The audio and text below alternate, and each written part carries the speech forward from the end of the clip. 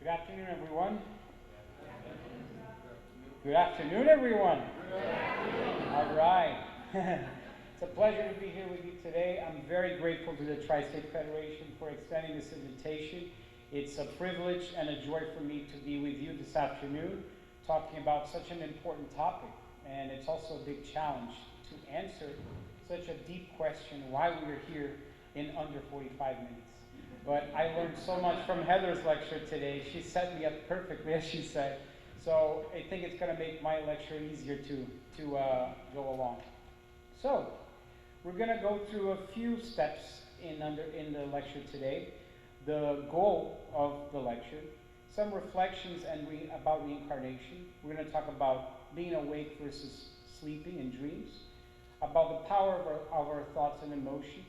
And after I go through all of those topics, if you still didn't understand anything I say, which I wouldn't be surprised because I'm not nearly as good as Heather, then we'll conclude with a musical selection, which as a musician, I believe music can speak deeper and more powerful in so much fewer words than any speech can achieve. So let's find out why we're here. So the basis of the material we're going to talk about is going to be based on Spiritism. And we're going to propose some ideas regarding life's purposes. Obviously, we can't cover the whole gamut of why we're here in a deep way, but the ideas will be based on the rational philosophy that is Spiritism, rather than a religious set of ideas that are dogmatized that we're not free to understand. So at any point, you're free to question it and talk to me and to us afterwards. And this is basically the approach to understanding Spiritism, to read things and come to conclusions using your own common sense, reason, logic, and comparing the information with current scientific advances, with other philosophies, and the study of ancient traditions and books on religion. So this philosophy that we study in Spiritism, it really fosters a faith that is based on understanding. And the understanding comes from studying, constantly reading, constantly reflecting, rather than having one religious figure telling you how it is that you should behave and how it is that you have to think without you having to question it. You are free to come to your own conclusions and deductions and to digest all of the material at your own pace. And then conclude by having a musical reflection on why we're here. And just so that we can start off, we have a quote here by Allan Kardec that distinguishes the faith that Spiritism talks about as a consequence of the study of its subject, which is the unshakable faith, is the one that which can meet reason face to face in every human epoch. By that meaning, if scientific advancements come tomorrow, we will have an understanding of them because we have a faith that's based on understanding, reason, and common sense, and is constantly evolving. It's not static. So, before we jump into what Spiritism has to say about the reasons why we are here, we're going to set up the discussion by having a reflection on life given by 4 different wise men that lived on earth, not within the realm of Spiritism. The 4 reflections that I'm going to show us here are going to provide 4 different facets about why we're here and the way we express ourselves here, and they're going to set up the discussion for us to move forward. So the first one comes from Buddha, where he says, "Do not dwell in the past. Do not dream of the future. Concentrate the mind on the present moment." The mind is where it all begins and is the thing that we have most control over, or we should master. And in the Buddhist tradition, it is one of the goals to let our mind be the one where we can control it and not let the thoughts control us. So let's by focusing in the present moment, which is the most important thing we have, is the rule of conduct for getting the most out of this life as its goal. The second aspect comes from Rabindranath Tagore, and I know I didn't pronounce that correctly, but he was a Bengali poet, artist, and philosopher in the turn of the 19th to 20th century, who had a great influence in that region. He says something beautiful, which means, "I slept and dreamt that life was joy. I awoke and saw that life was service. I acted, and behold, service was joy. Heather mentioned we're here to work actively. Ralph Waldo Emerson, a transcendentalist philosopher in the United States that lived in the 19th century, and in many ways was a precursor of the ideas that would later come in Spiritism, had this to say: all life is an experiment. The more experiments you make, the better. And I love to reflect on the origin of words. And the word experiment shares the same root as exploration, exhaling. These are all to convey something that we manifest from within outward. We bring forth from within and we manifest outward. So it's an experiment, this life. And finally, to coming to a state of mind that really signifies a unity with the divine essence was Gandhi's simple message: my life is my message, which in a way is a goal for all of us, where we're going to come to such a unity with our divine essence that every action in our life will be in communion and in harmony with the divine will. So now that we have these four facets about life, let's go into what we hear about it in Spiritism. And we're going to read a question from the Spirits book, which was the first of 5 books that Kardec published in 1857. It's made up of 1,019 questions that he asked to various mediums, and those mediums channeled the answers of very highly evolved spirits. And Kardec did the process of compiling all of this information and putting together in a set way for us to study. And so the Spirits book, being that first book, in question number 132, he asks, what is the purpose of incarnation? And this is the answer that was given to him by the spirits, which has a lot here for us to unpack. So we're going to go slowly. So God imposes incarnation for the purposes of leading spirits to perfection. For some, it is an expiation. For others, a mission. However, in order to reach this perfection, they must undergo all the vicissitudes of corporeal existence. Therein lies their expiation. Incarnation has a further objective, which is to place spirits in situations where they can do their share in the work of creation. On each world, they clothe themselves with an instrument that is in harmony with the essential matter of that world, so that they may use that instrument to carry out the orders of God. In this way, they contribute to the general work and progress at the same time. And we have a poster that's persisting to fall. So let's go in different sections here because there's a lot in this answer that we can analyze. God imposes incarnation for the purpose of leading spirits to perfection.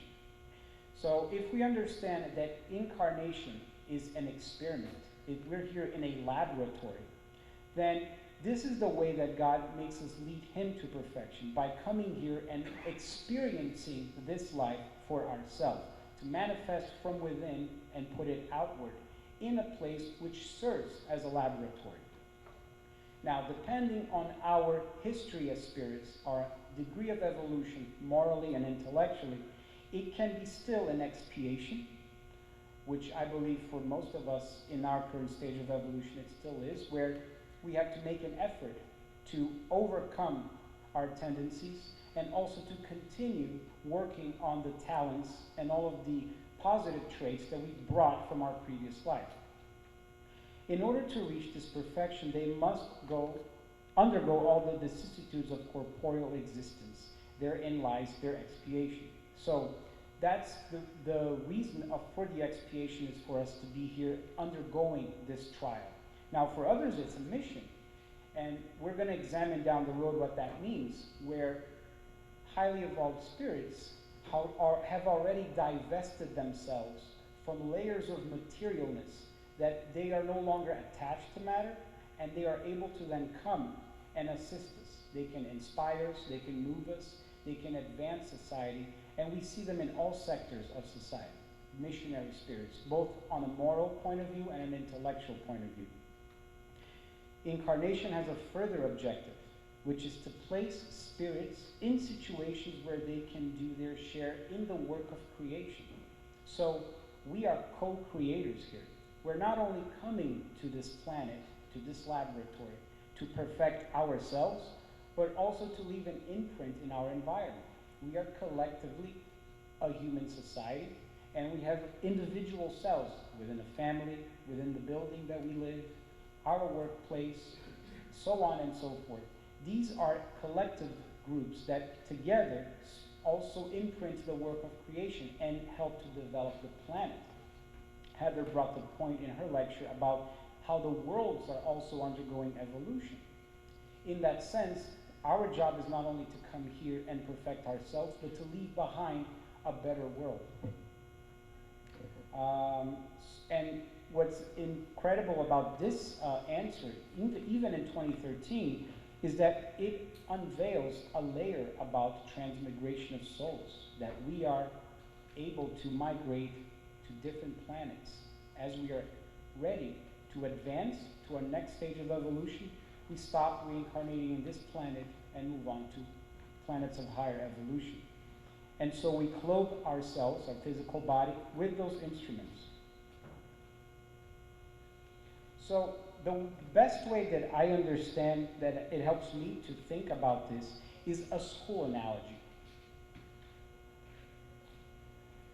So, although it's not a perfect analogy, there are a lot of elements in this analogy that can make us understand why it is that we're here incarnated, and also the interaction that we can have with the spirit world. So, we are eternal spirits, temporarily in a physical body. And when we understand that, we can compare each school grade to an incarnation. So, each grade being a lifetime, we progress within it, and we acquire knowledges and we acquire virtues until we're able to pass to the next grade. When we pass the next grade, what happens? We have more responsibility, but then we also have greater freedom of expression. We're able to tap into higher sources of knowledge and experience this greater freedom, right? So within each lifetime, we have a grade. And we can understand our state right now as the state of taking a test, physical state. The regular class days, when we have a teacher there in the front and the blackboard, and we're looking at the books, and we're studying and having that interaction with the teacher, signifies our state as spirits without the physical body. So when we are in between lives, and we are in the spirit realm, that's the state we're in. We have total awareness of what's going on because we have access to the books, we have access to the mentors and the teachers. What happens? We have to take a test in school. When we take a test, we have to put the books away. The teacher that's sitting in front does not talk. And we have to put into practice everything that we learn. That's why it's called a test. And within one grade in school, we get tested on all kinds of subject matters, right? Some of them we pass, some of them we fail, and at the end of the school year, the teachers will do a balance, a progress report, and they'll say, okay, you're able to pass to the next grade, or not. And what happens when you don't pass to the next grade? Everybody else goes, or most, and you stay and repeat the grade again. In each lifetime, we have many tests, and they range in all areas of our life. And it's what Heather said in her lecture about family. It's not a coincidence that we are born within the family group that we are born. Our tests begin very early on in that group. And it is very challenging, but it is right there that we can start developing and acquiring all of the necessary skills to then expand outward from the family circle into the circles of society. So then, when we pass, we move on to the next grade. When we fail, we have a chance to repeat the course, repeat the grade. Now, if out of rebelliousness or stubbornness or distraction or weakness, if we're not able to accompany and we repeat the same grade 4, 5, 6, 7 times, it'll come to a point where the school can no longer accommodate that student, because that student is going to start jeopardizing the progress of the other students.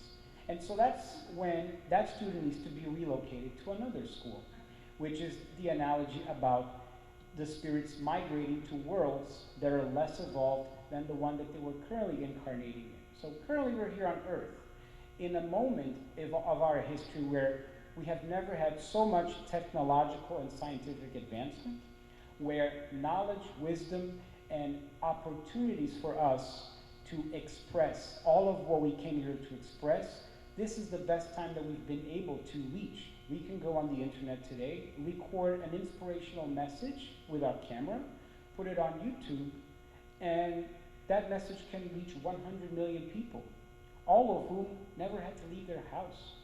So the impact of the influence that we have on our planet is huge.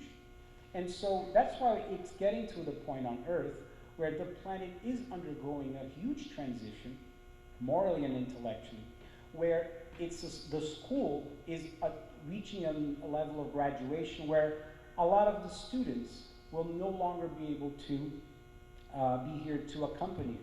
And so that's where the migrations of different spirits to different realms, that's what's happening right now. So, do we have to wait until we die in order to find out if we passed the grade or not? No. Every night, in fact, we quote unquote die. And that's an amazing opportunity for us to check our ongoing progress in this lifetime. How many of you before today knew that we could be just as active and productive during our sleep than when we are awake? I'll take your silence as conceding that none of you had that idea. So we are able, in fact, to every night put our heads in the pillow and check our progress. The body needs to go through its organic recomposition and go through its rest. But the spirit doesn't have to do that. In fact, in question number 401 from the Spirits book, Kardec asks the spirits the following: during sleep, does the soul rest like the body?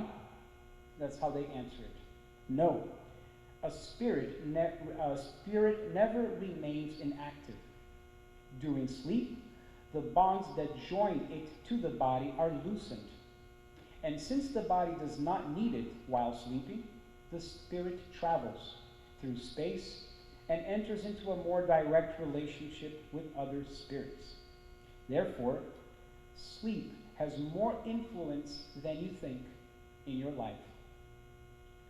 So, we are able to, if we're going to have 1/3 of this life spent in the spirit realm, then just like we have to prepare to go out of the house to work every day and take a shower and have breakfast and dress ourselves and go out, the same level of preparation is convenient for us to undergo before we go to bed and upon waking up, because there's a valuable opportunity of bringing the reminiscence and the recollections and the experiences we lived while sleeping to our physical life, so that the next day that we live can be shaped more in a spiritualized manner.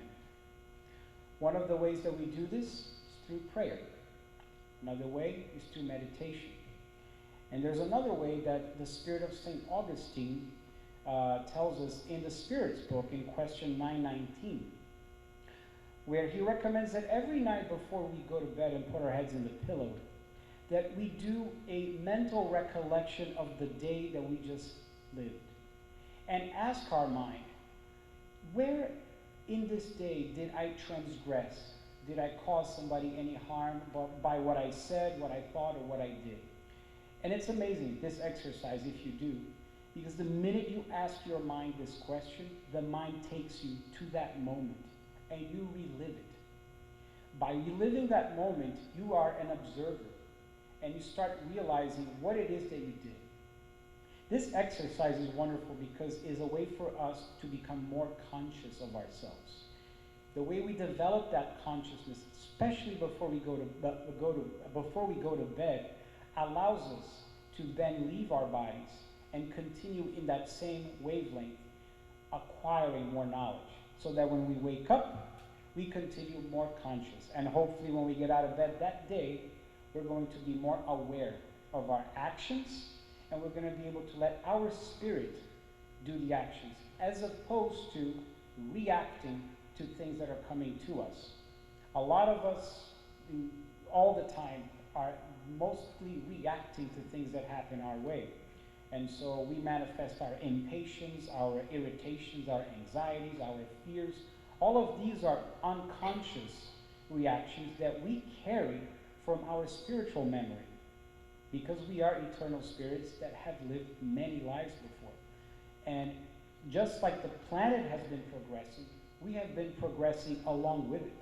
But we do bring those traits with us, and we're here specifically to overcome them. So these are mechanisms for us to become aware of our spirit and not let the flux of the body and matter take over. In fact, one last point about sleeping, or not sleeping really, if you think about it, the highly evolved spirits that come here on missions, like Albert Einstein, Martin Luther King Jr., Abraham Lincoln, Jesus, Buddha, Krishna, and so many others, this moment of sleep for them is a great relief, because as highly evolved spirits that have already divested themselves from a lot of the material influences, being in a physical body like ours is very burdensome for them. They're aware of that. So it's one of the necessary conditions for them to be able to come here and carry out their missions, is to have that 1/3 of the time that they're spent here be able to emancipate themselves from their bodies, to have that break from their work.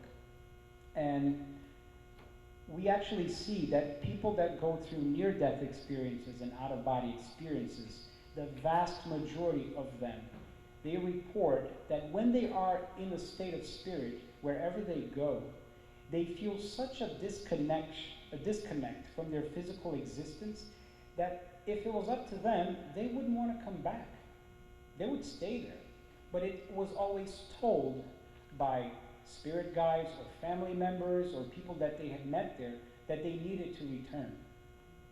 In fact, we have a book now that was written by a neuroscientist, Dr. Eben Alexander, called Proof of Heaven.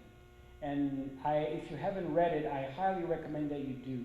I don't know of somebody more qualified as a neuroscientist who is extremely skeptic about anything related to matters of afterlife and religion, who goes through and experiences that himself and reports it in the book. I highly recommend it. Going to the next. So we just talked about the 1/3 of our life spent during the dream world, which we can take a lot of advantage of. The 2/3 that are spent inside the physical body, we have the power of our thoughts and emotions to guide us to everything that we do. So every single thought that we have is a mental wave. It's a frequency. And everything that we project, we're going to attract the exact same kind of energy.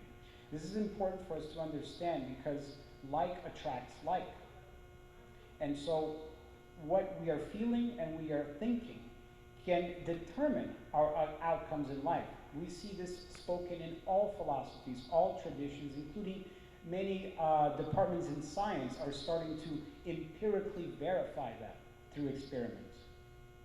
A point here that's very important: forgiveness. Forgiveness elevates our frequency of thoughts. Now, forgiveness is a topic that is very important for us to quickly address here, because whether or not we are aware of it, I believe all of us have things inside of us that we need to learn to forgive, to overcome. If they're related to our family and to our parents, who were not perfect, who were spirits that are in the process of evolution just like us, and who did the best that they could. Regardless, when we are going through infancy and through our adolescence, we will be traumatized, most of us have been, by our surroundings, by our circumstances. And whether we realize it or not, we carry these traumas into our experience every day. And it behooves us to reflect, and through prayer and meditation and understanding what it is that we're proposing here through Spiritism, gain the necessary strength to overcome.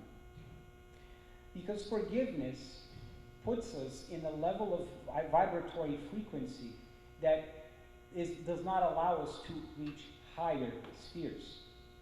By that I mean higher spheres of thought, higher spheres of feelings. A scientific proof of that in religious terms was given by Christ 2,000 years ago when he said, when you stand praying, if you hold anything against anyone, forgive them, so that your Father in heaven may forgive your sins. This is a scientific explanation that when we stand praying, and by stand here he does not just mean literally stand, but figuratively raise our vibrations so that we can pray. For us to really have an effective communication with the divine, we need to be able to have a clear heart, devoid of these resentments, bitterness, and forgivenesses. If we carry them, whether we realize it or not, our prayer won't have the necessary effectiveness that we desire. And so it won't necessarily reach the upper spheres in order for us to receive that forgiveness that we seek in prayer. Just make sure I didn't forget anything. So, how can we as human beings, currently living in a physical body during the 2/3 of our life, elevate the frequency of our thoughts and emotions? It's an open question. Don't be shy. Charity? Okay. Prayer, meditation.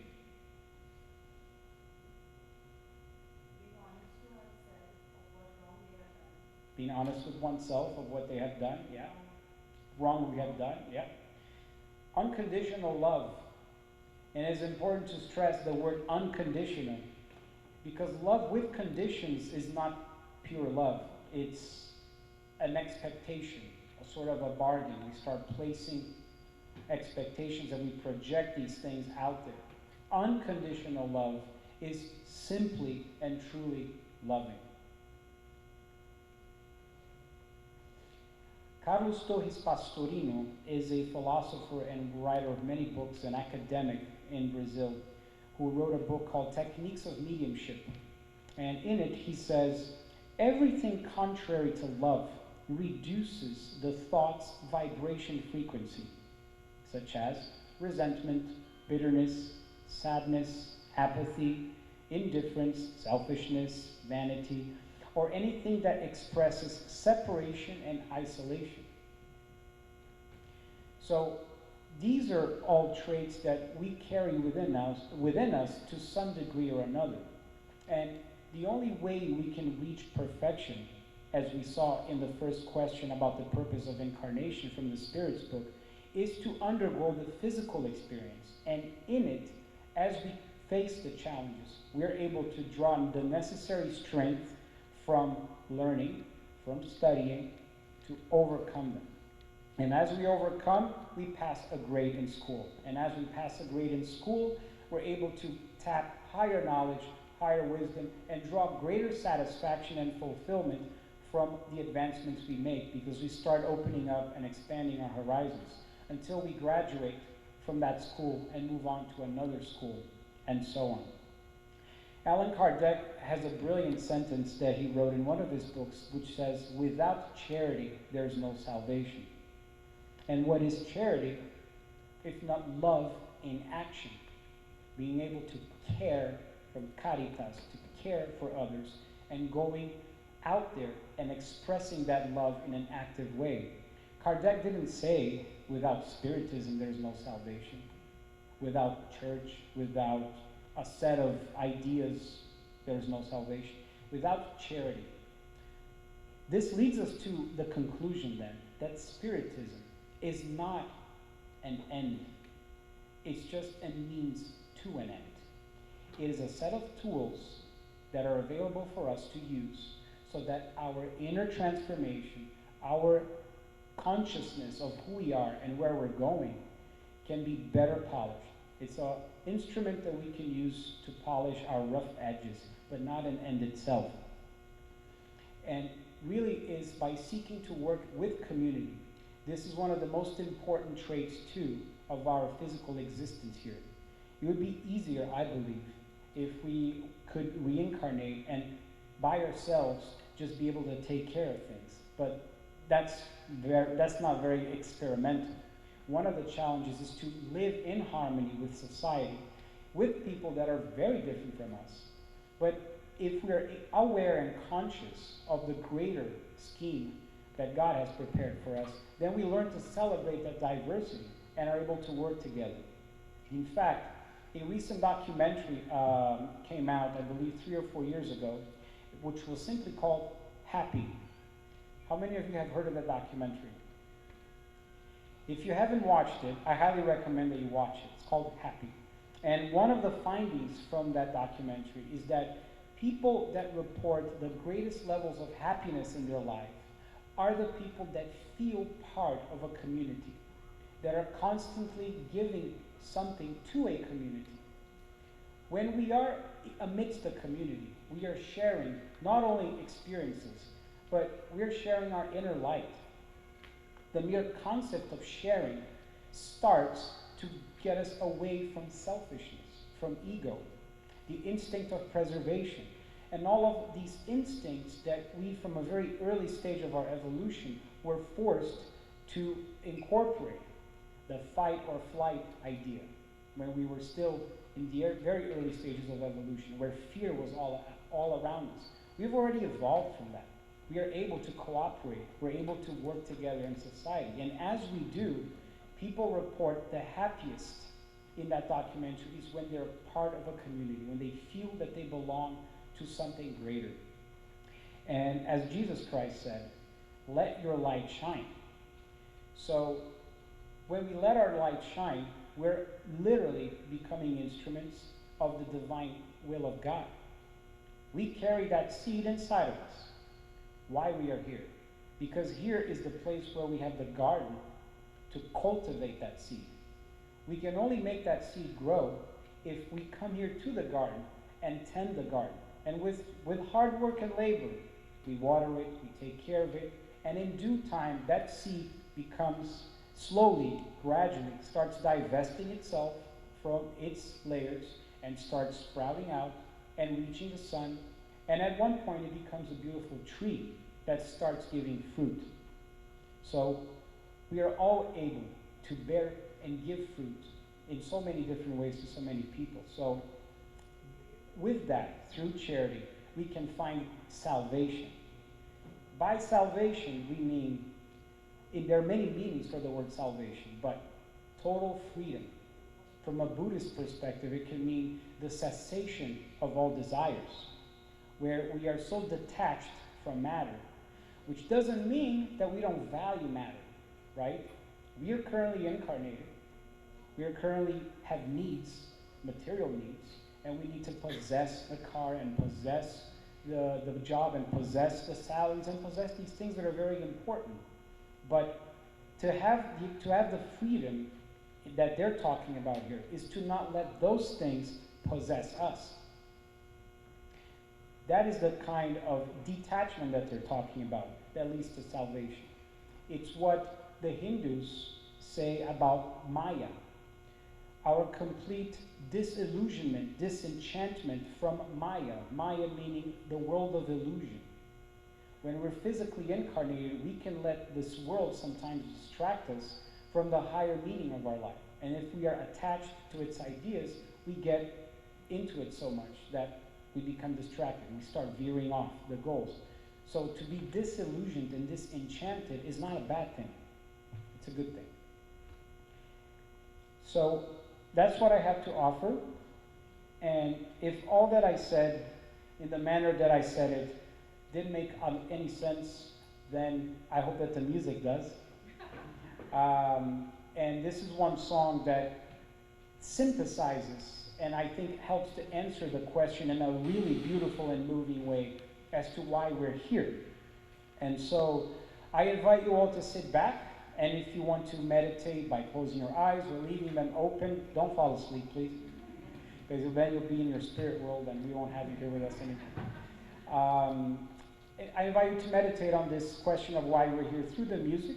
If you want to sing along, if you want to stretch your legs, feel free to do whatever makes you more comfortable. It's been a pleasure. Thank you very much.